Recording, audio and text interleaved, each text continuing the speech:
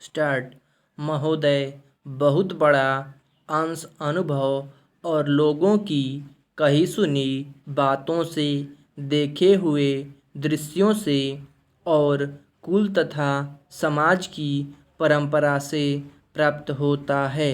Cinema इस सभी प्रकार के ज्ञान की प्राप्ति में सहायक हो सकता है, क्योंकि यह मनुष्य की दृश्य और श्रव्य अनुभूतियों के क्षेत्र को बहुत ही बढ़ा सकता है।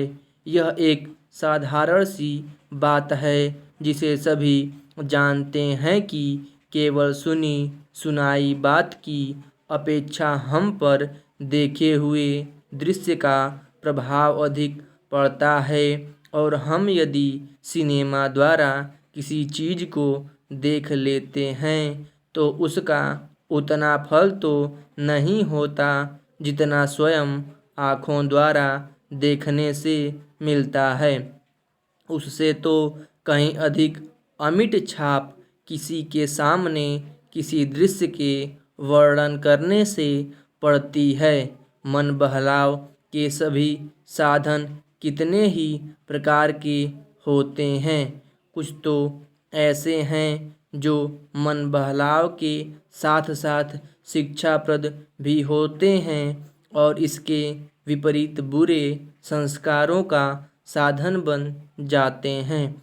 मैं स्वयं यह दावा नहीं कर सकता कि मैंने बहुत सी फिल्में देखी हैं। सच पूछिए तो मुझे बहुत कम फिल्में देखने का अवसर मिला है, पर मेरे पास जो खबरें पहुंचती हैं बहुतेरे विश्वसनीय भाइयों और बहनों द्वारा जो शिकायतें पहुंचाई जाती हैं उनसे मालूम होता है कि बहुतेरी फिल्में दूसरी कोटि की हैं जो शिक्षा अथवा मन बहलाव का साधन न बनकर बुरी वासनाओं को जागृत करती हैं, विशेषकर युवकों के चरित्र पर बुरा प्रभाव डालती हैं। हो सकता है कि इस प्रकार की फिल्में अधिक लोकप्रिय होती हों, उनके द्वारा अधिक पैसे कमाए जा सकते हों।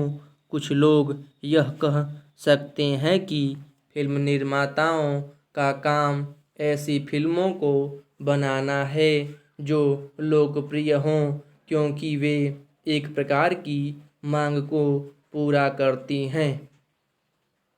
यह भी कहा जा सकता है कि फिल्मों का ध्येय मन बहलाव ही है।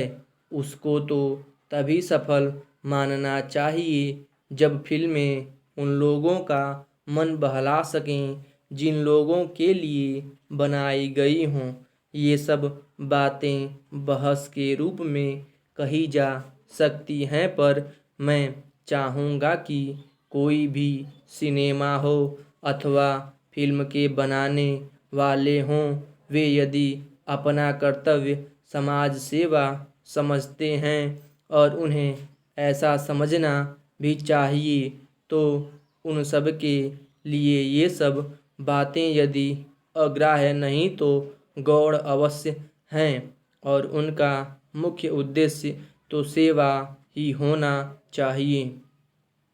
सेवा तभी तक सेवा रहती है जब तक वह सेव्य का हित करे, न कि उसे गिराए। इसलिए मैं चाहूँगा कि फिल्म बनाने वाले इस पर विचार करें कि उनका उद्देश्य क्या है।